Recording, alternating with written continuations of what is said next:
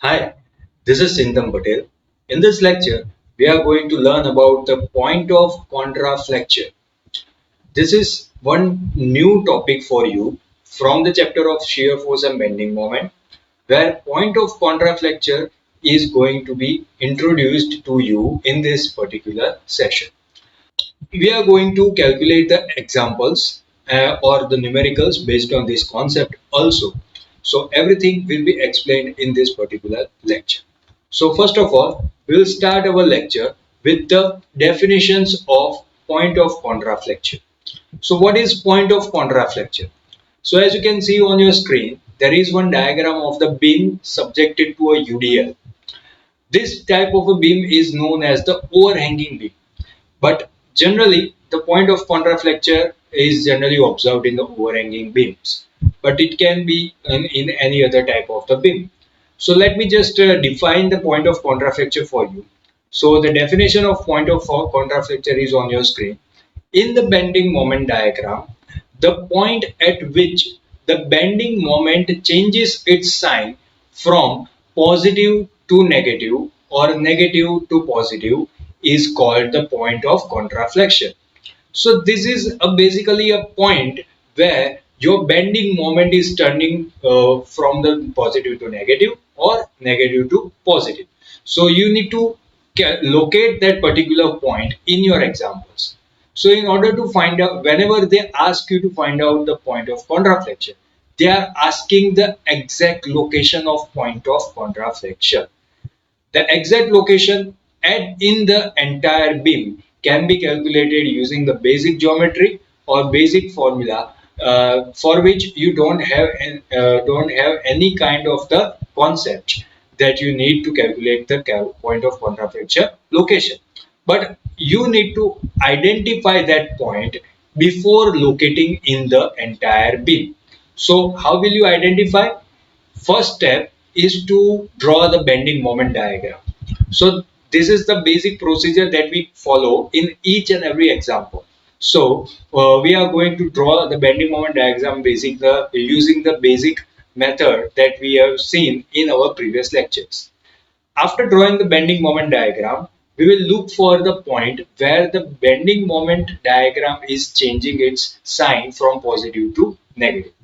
Generally, this type of the point will be at the reference line, because the sign changes from positive to negative or negative to positive on the reference line only.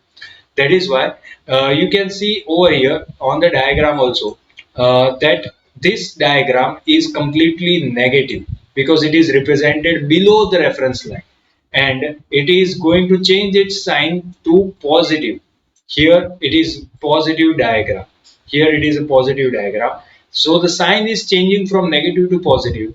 That's why the point P is our point of contraflexure in the bending moment diagram.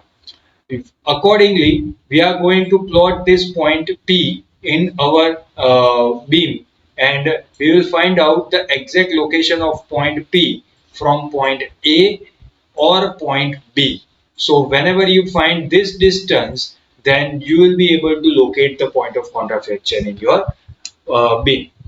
Normally, for the cantilever beam, SF is positive and bending moment is negative, while in the simply supported beam, the SF is negative and bending moment is positive. For overhanging beam is the combination of the cantilever and a simply supported beam. So the point of contraflexure normally occur in the overhanging beam.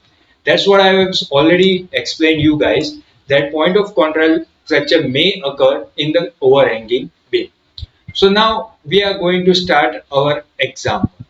So you can see the data of our example on your screen, that the beam ABCD, in which AB is 2 meter, BC is 4 meter, CD is 2 meter, carries the point load of 3 kilonewton at each at A, D and UDL of 4 kilonewton per meter between the point B and C. Beam is simply supported at the point B and C. Draw the shear force and bending moment diagram. So this was the data. Here they have not provided any diagram. So we need to draw the diagram based on the data. So this is the diagram would look like based on the explanation. So we have already mentioned each and everything from the given data, and you can see all those things over here. It was said that at point A there is a point load of 3 kilonewton. So point load of 3 kilonewton is represented over here. A UDL of 4 kilonewton per meter is between the point B and point C. So we have represented point B and point C like this. At point D, there is a point load of 3 kilonewton. That's why we have represented it as a 3 kilonewton. Point B and C are simply supported. So support reaction is represented at point B and point C. So there will be the reactions of RB and another reaction of RC. So these are the reactions that we need to calculate before starting the example. So first of all, the beam reactions are calculated like this. Since the beam is loaded symmetrically, symmetrically means the loads are distributed such a way that it has the same distance from both the supports. So the beam is subjected to a loading which is symmetrical. That's why both the supports will carry the same amount of the load, and both the support reactions will also be the same. That is why the RB and RC both will be the same. That is equals to total load divided by 2. So in your example, if you find the symmetrical condition like this, you can directly calculate the reaction at B and C like this. You don't have to calculate the bending moment at a particular point A and then make subject RB and then you calculate the using the relation between RB and RC. You can directly go for this type of a method for to shorten your example. Then total load is nothing but the 3 kilonewton of point load, 16 kilonewton of total UDL and 3 kilonewton of point load. So total load is 22. So the reaction is 11 kilonewton each. Now you can see the diagram. You can see the diagram of particular reactions along with the reaction RB and RC. What we are going to do, we are going to calculate the shear force at each point. So let me just carry forward this diagram so that you guys can understand. Here is the shear force calculations. Shear force calculation are done using the sign convention like this. This is our sign convention, using which first of all we are going to take one imaginary section at point A. On the left hand side there are no other forces, but at point A shear force is 3 kilonewton going downward. As it is downward, that's why we have used minus sign. At point B, we are going to take one imaginary section. On the left hand side, 3 kilonewton is downward and 11 kilonewton is upward. So as it is upward, we have taken it as a positive. So minus 3 plus 11 will give us the answer as 8 kilonewton. Then we will move forward up to the point C. If you take the section over here, then it will be easy for us to calculate directly from the basic calculation that we have done in the previous point. So the first point is 8 kilonewton. How we got this 8 from the previous point directly?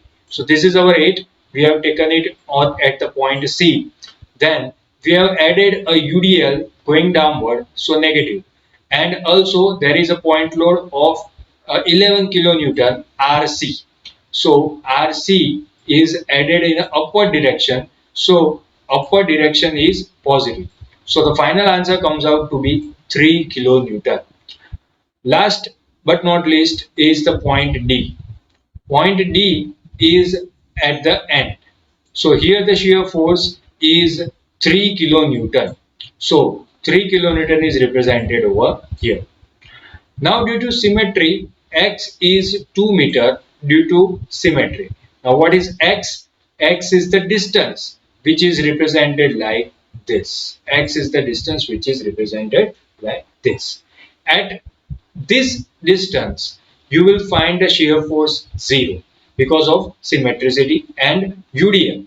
So, we will draw our shear force diagram using our basic concept, starting with the 0 value at point A and minus 3 value at point A. As it is minus, we need to show it below the reference line. Then we will carry forward the same value up to point B. Here minus 3 is also added with 11 kilonewton. So the final answer comes out to be 8. So 8 is positive. That's why we represented it above the reference line and connected it with the minus 3. Then we will move forward up to the point C. But at the point C, you need to calculate the answer as the 3 kilonewton.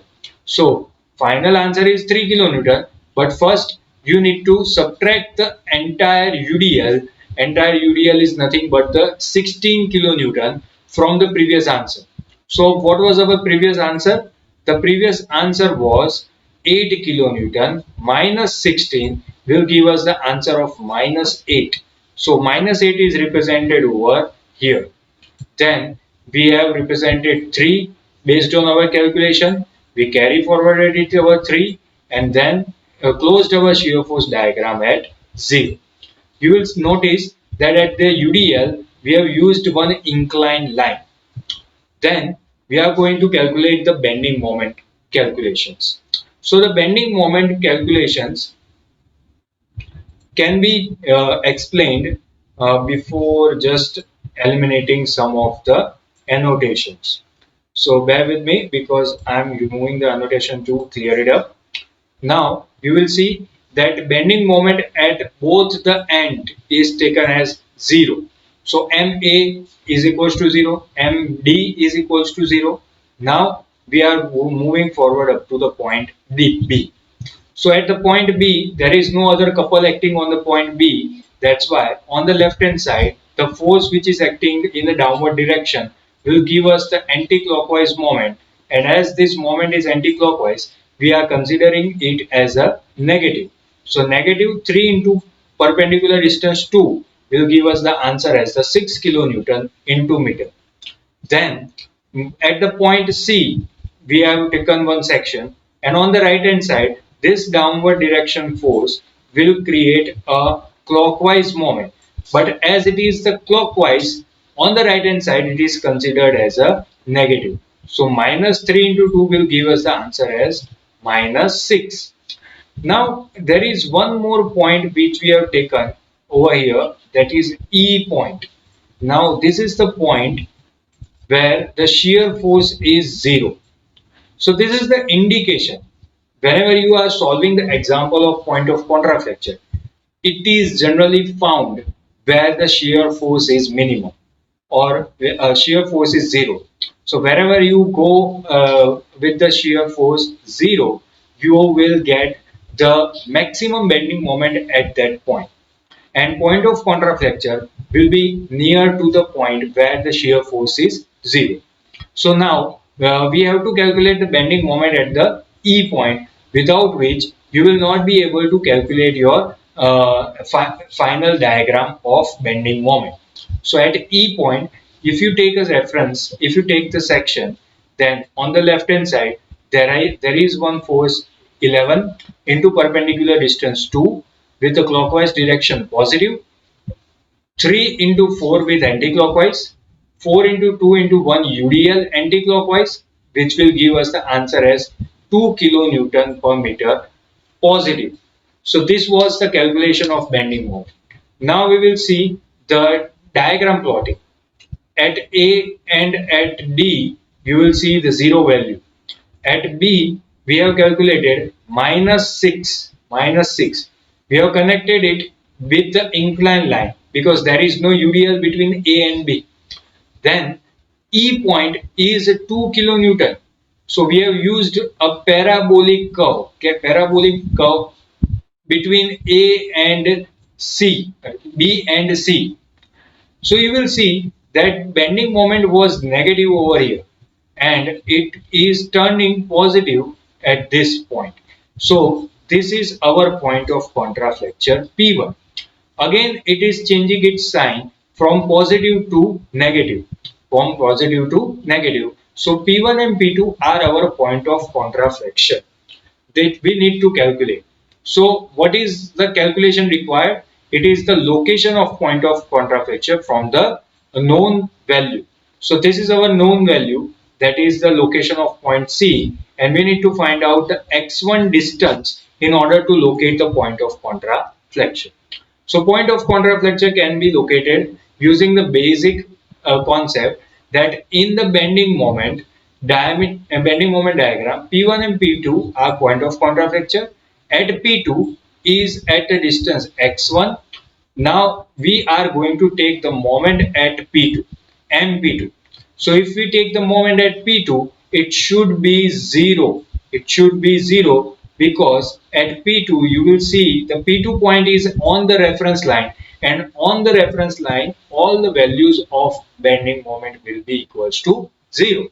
Now if you take the moment, then that particular moment will be in terms of x1. So if you simplify this equation, simplifying this equation, that will give us the answer of the quadratic equation like this. That is x1 square minus 4x1 plus 3. Now, if you find out the roots using the basic method that we have studied in our higher school, that is plus or minus b plus or minus delta divided by 2a, and using those roots we got the answer of x1 as a 3 meter and x1 as a 1 meter. So this was the calculation of point of contraflexure. So this was the calculation of point of contraflexure, and we conclude our lecture as well as our chapter over here. We will see a few more concept of the different chapter in the upcoming lecture. Till then, thank you.